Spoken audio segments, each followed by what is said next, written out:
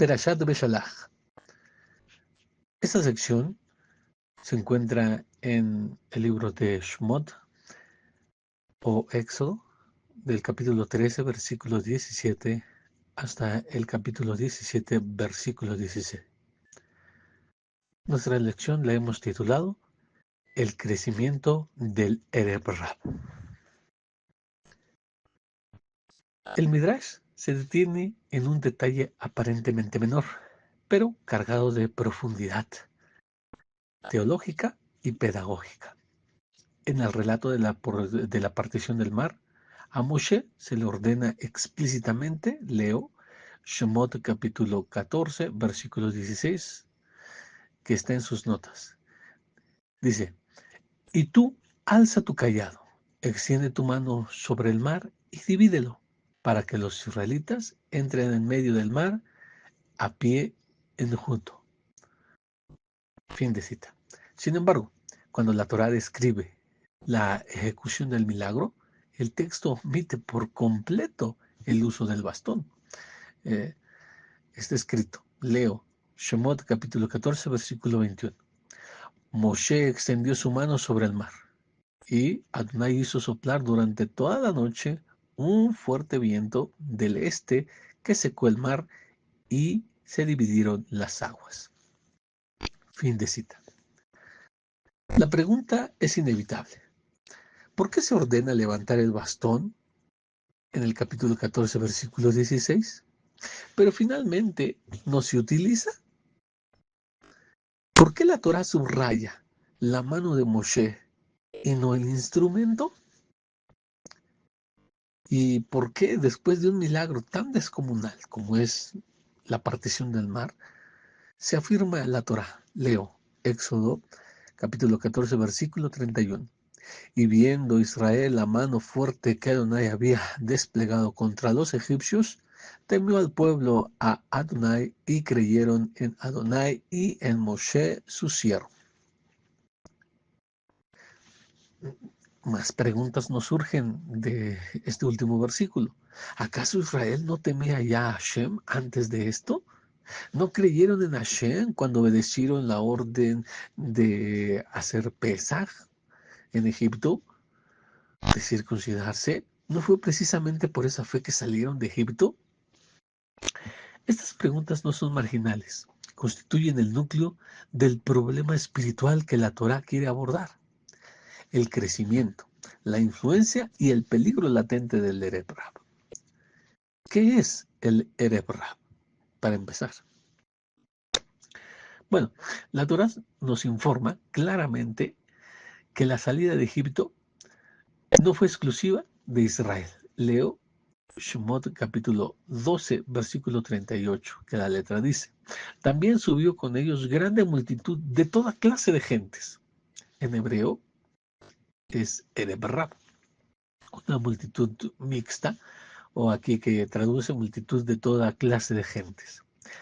Esta multitud mixta no salió de Egipto por la misma razón que Israel, ni con el mismo procedimiento, al menos no todos. Israel salió por la fe, por la obediencia del pacto, por la herencia espiritual, por una historia compartida con los patriarcas.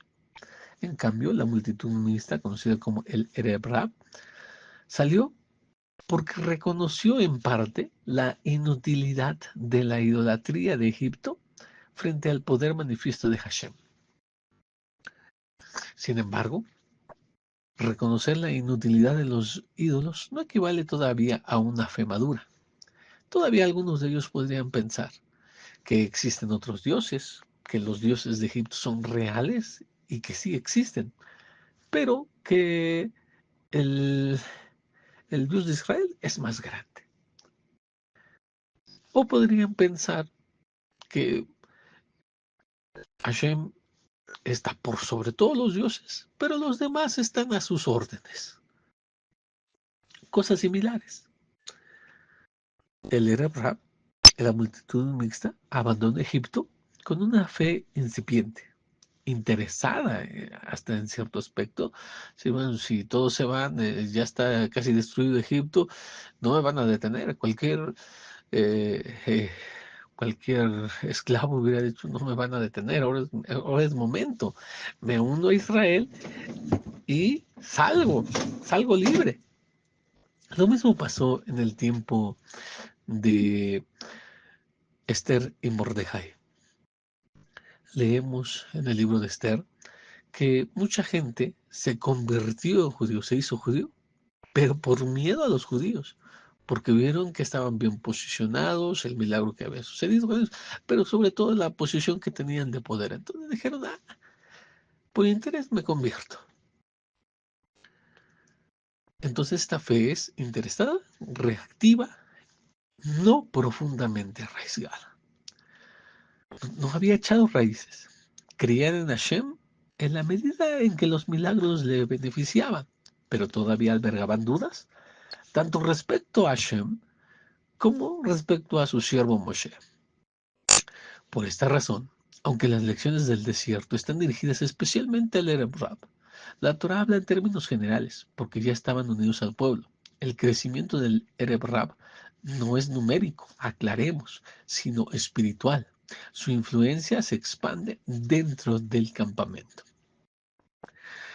Primera lección. La vara no tiene poder.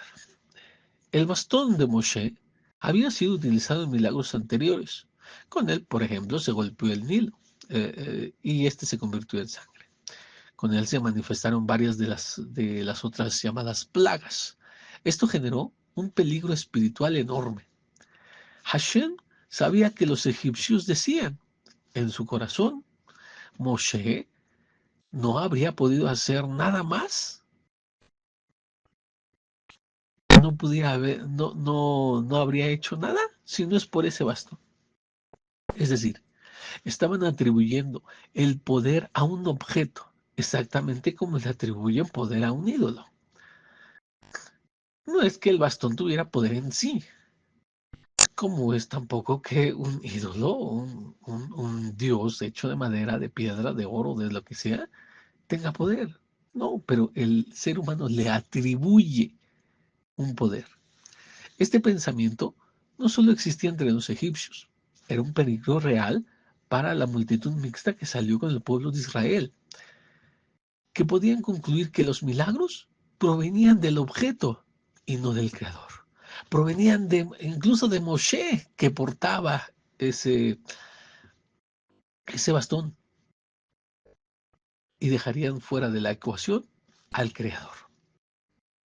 La historia posterior demuestra que este peligro no era hipotético. Israel, en distintos momentos, tendió a conferir poder a cosas inanimadas.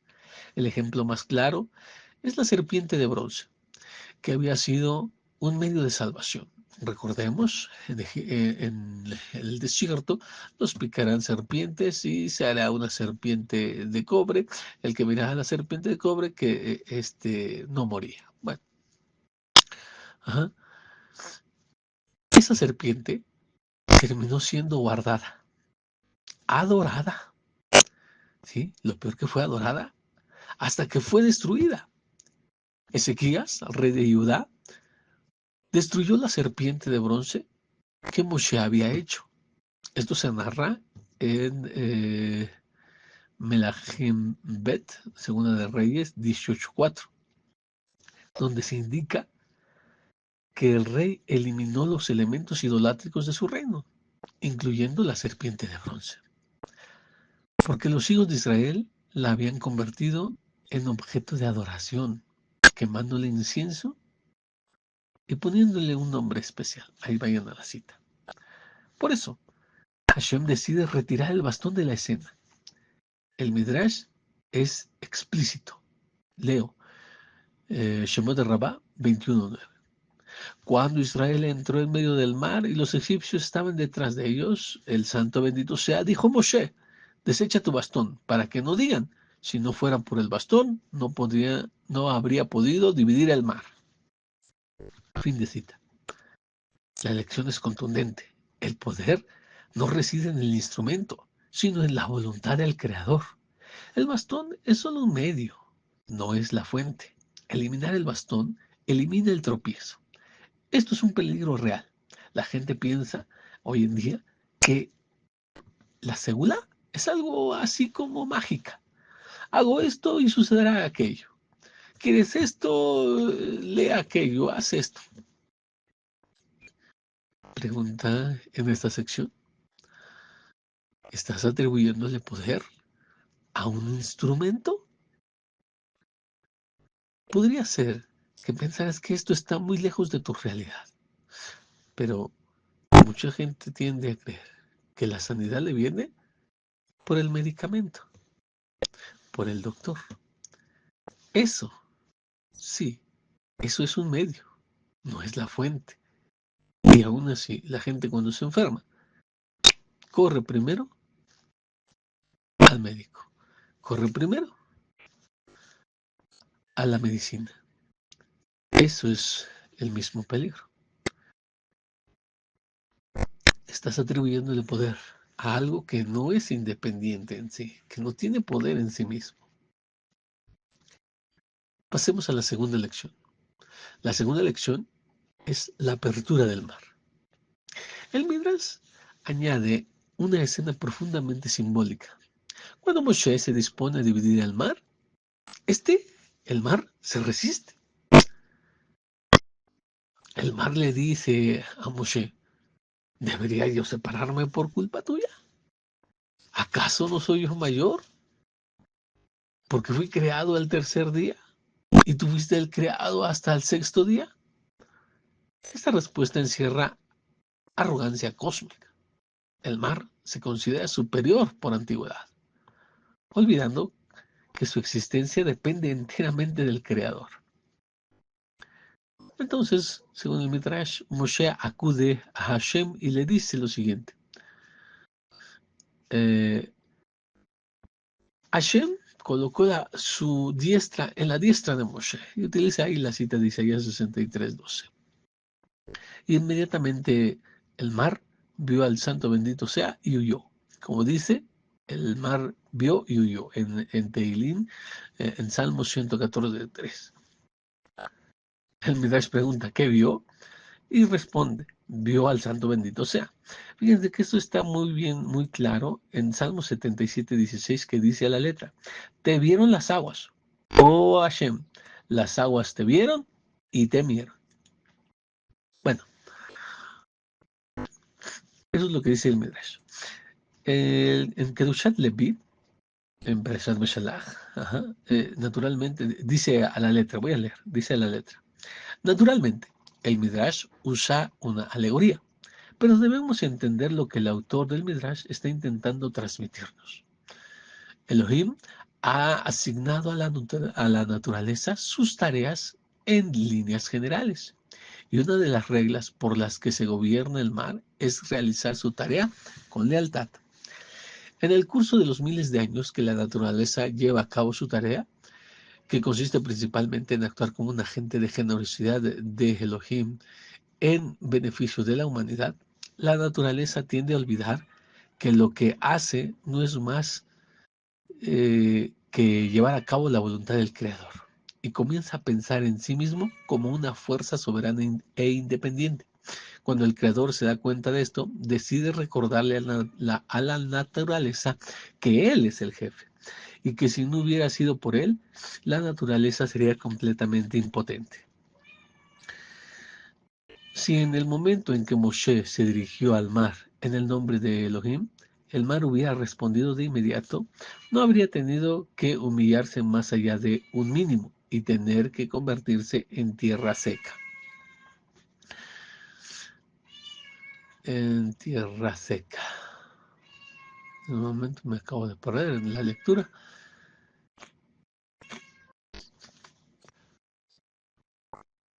¿Cómo lo hizo? Lo hizo después de haber insistido en que viendo que había sido creado en el tercer día de la creación, mientras que el hombre solo fue creado en el sexto día. Concluyó que el hombre no tenía autoridad para darle órdenes, ni siquiera en el nombre del Creador.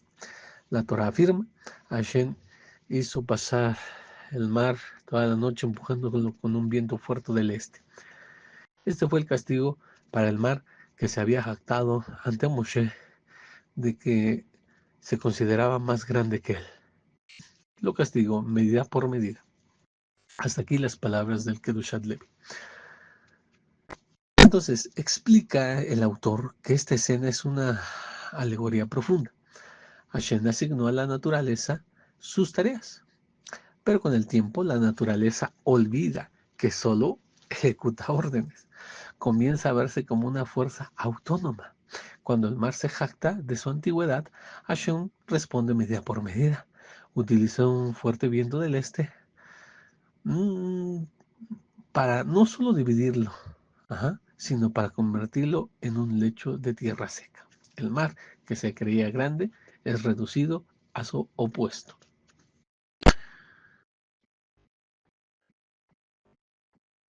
Seguimos con las aguas como símbolo de las naciones. Vamos aterrizando lo que dice Kedushat Levi. Las aguas identifican simbólicamente a las aguas. Las escrituras, identifican simbólicamente a las aguas con las naciones. Por ejemplo, ve de Galut 17.5 o Apocalipsis 17.5, entre otros, por ejemplo, de Salmos. La multitud mixta que salió de Egipto debía reconocer que, debido a su origen, todavía llevaba dentro esa naturaleza arrogante, la tendencia a creerse jefes, no solo porque Hashem no interviene de manera evidente, sino porque en nuestro plano físico, Hashem ha dejado en sus asuntos al hombre. Y nuevamente insisto, no interviene de manera evidente. Cuando el niño actúa de forma oculta, crece esa ilusión de autonomía. Se desobedece al Creador, se desoye a sus siervos, se racionaliza la rebeldía. El mensaje es claro y evidente. Si nos convertimos en aguas arrogantes, creyendo que tenemos el control, Hashem se encargará de dividirnos, dejándonos aislados para que aprendamos que uno, por ejemplo, no es el doctor el que sana, no son las medicinas las que restauran, no es el abogado el que salva, no es el dinero el que rescata, y podemos poner muchos ejemplos en esa lista. Todos ellos son instrumentos sin poder independiente del creador, como explicaba hace un momento. Para ir finalizando nuestra lección, la Torah afirma que y creyeron. Está en Shemot 14:31, donde dice: y viendo Israel la mano fuerte que Adonai había desplegado contra los egipcios, temió el pueblo a Adonai y creyeron en Adonai y en Moshe su siervo. Fin de cita. Después del milagro, la Torah afirma que creyeron. No porque antes no existía una fe, sino porque la fe fue purificada. Tanto Israel como el Ererab, la multitud mixta que salió con él, aprendieron las lecciones anteriores. La vara no tiene poder, y la lección de la apertura del mar. Si te crees el jefe, desoyes a sus siervos, ¿sí? Siendo agua rebelde, Hashem te va a dividir. El Midrash concluye, leo, Shemot Rabbah 22:3. Debido a su creencia, tuvieron el privilegio de recitar una canción y el Espíritu Divino reposó sobre ellos, como está escrito después en Shemot 15:1. Entonces Moshe y los israelitas cantaron una canción. El Midrash no para ahí, va a continuar diciendo, dice, por eso una persona debe yuxtaponer la redención a la oración, así como yuxtapusieron una canción después de su creencia, y así como purificaron sus corazones y recitaron una canción, como está escrito ahí, el pueblo temió al Señor y creyeron, y luego entonces cantó, también una persona debe purificar su corazón antes de orar. Fin de cita. Muy bien, entonces, la fe verdadera produce un canto. La fe depurada produce inspiración. La fe sin fetiches produce comunión. Por eso se enseña que una persona debe yuxtaponer la redención a la oración, como lo hacemos cada vez que hacemos la tefila, como está en el Sidú, así como ellos, los de esta generación, yuxtapusieron la fe a su canto. Así como purificaron sus corazones antes de cantar, también nosotros debemos purificar el corazón antes de orar. El crecimiento del Erev Rav, de la multitud mixta, a manera de conclusión, no es solo una advertencia histórica, es un espejo permanente. Cada generación debe decidir si confía en los instrumentos o en el creador que los está usando. El peligro es real y es latente. Muchos no creen completamente con una fe perfecta en Hashem. No creen y desobedecen a sus siervos. ¿Eres tú uno de ellos? Como pregunta reflexiva final, ¿eres tú uno de ellos? ¿Estás brindándole, concediéndole a un instrumento poder, como si tuviera autonomía?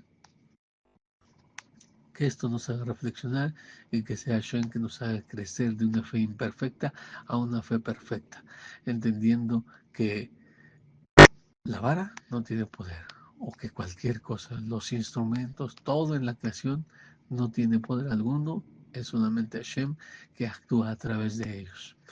En la lección de la apertura del mar es dejar fuera la arrogancia, porque Hashem eh,